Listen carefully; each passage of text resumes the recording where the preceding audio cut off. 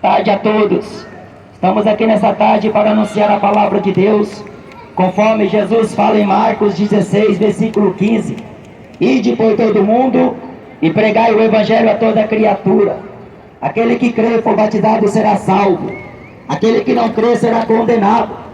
Em João 3, Jesus diz, e a condenação é esta: a luz veio ao mundo, mas os homens amaram mais as trevas. Estão trocando a luz pelas trevas. O profeta Isaías chega a dizer que nos últimos tempos chamaria o bem de mal, chamaria a luz de trevas, chamaria o doce de amargo. Estão invertendo os valores para tentar conscientizar as pessoas que elas estão certas em suas posições racionais. Todavia, é a palavra de Deus que é certa, é a palavra de Deus que é justa, é a palavra de Deus que é verdadeira. Devemos aplicar o nosso coração a tudo que diz respeito ao que o Senhor disse, a tudo que o Senhor falou, porque muitos falam. Paulo diz na carta de Tito: há muitos desordenados, muitos vãos e muitos faladores. O que mais tem é falador. Mas Jesus diz que as suas ovelhas ouvem sua voz e o seguem. Em Lucas capítulo 10, Jesus fala: quem vos ouve a voz, a mim me ouve. E quem ouve a mim, ouve o Pai que me enviou. E Jesus fala: eu e o Pai somos um. Eu vim para dar testemunho da verdade. Conhecereis a verdade, e a verdade vos libertará. Jesus é o único que liberta o homem do seu pecado, transforma ele de uma vida vã, inútil, para que ele seja útil e seja um servo de Deus. Eu quero ler uma passagem do Evangelho, Atos capítulo 2, versículo 17. Diz assim o texto santo: e ouvindo eles isto, compungiram-se em seu coração, e perguntaram a Pedro e aos demais apóstolos: que faremos, homens e irmãos? E disse-lhes Pedro: arrependei-vos, e cada um de vós seja batizado em nome de Jesus Cristo, em remissão de pecados, e recebereis o dom do Espírito Santo, porque a promessa vos diz respeito a vós, a vossos filhos e a todos os que estão longe, a tantos quanto Deus nosso Senhor chamar. E com muitas outras palavras, isso testificava e os exortava, dizendo: salvai-vos desta geração perversa.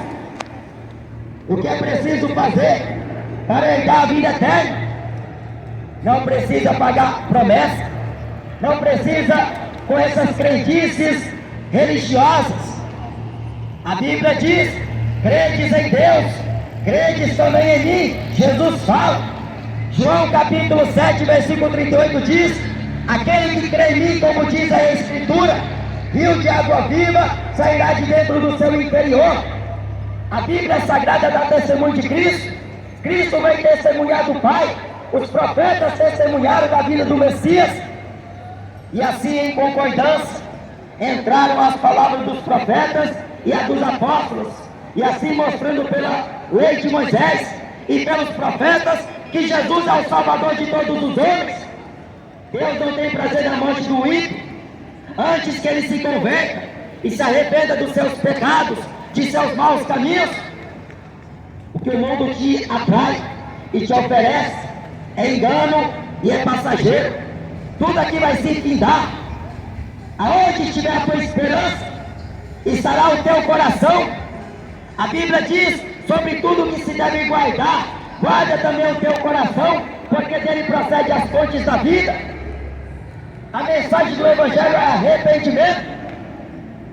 Arrependa-se hoje, arrependa dos seus pecados, porque Jesus vai voltar daqui muito em breve. A Bíblia diz em Apocalipse, a oração de João: Maranata, ora vem Senhor Jesus. E o mesmo Senhor virá com voz de arcanjo, com trombeta de Deus e com alarido. O apóstolo Paulo fala que quando disserem paz e segurança, lhes virá repentina destruição, como aquela que está para dar a luz, e de modo nenhum escaparão. Os sinais são evidentes. A volta de Jesus está cada vez próxima. e todos os sinais mostrando que o Filho de Deus vem vindo sobre as nuvens dos céus, com grande poder e grande glória. Estes varões, eles entendiam que os discípulos estavam bêbados, embriagados, sendo a terceira hora do dia. Eles estavam completamente enganados, porque servo de Deus não vive nas drogas, servo de Deus não vive na bebedice, servo de Deus está em contínua oração, clamando a misericórdia de Deus, esperando e aguardando pela promessa, porque Deus é verdadeiro e todo homem é mentiroso. O profeta Balaão diz que Deus não é homem para mentir, nem filho do homem para se arrepender. Eles estavam aguardando a promessa do Espírito Santo, que haveria de vir sobre eles os que crescem. E reunidos concordemente, veio sobre eles como vento veemente e impetuoso, e encheu toda a casa, e eles viram línguas como repartidas de fogo. E assim o Espírito Santo concedia que eles falassem na língua arábia, na língua grega, latim e diversas outras línguas. E todos os que estavam ali presentes em Jerusalém, ouvindo eles glorificar e magnificar o poder de Deus na sua própria linguagem, eles ficaram admirados, porque souberam que os discípulos não tinham letra.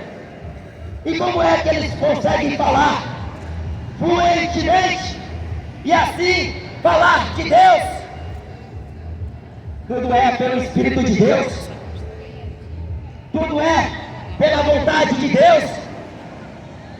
E a Bíblia diz que eles pensando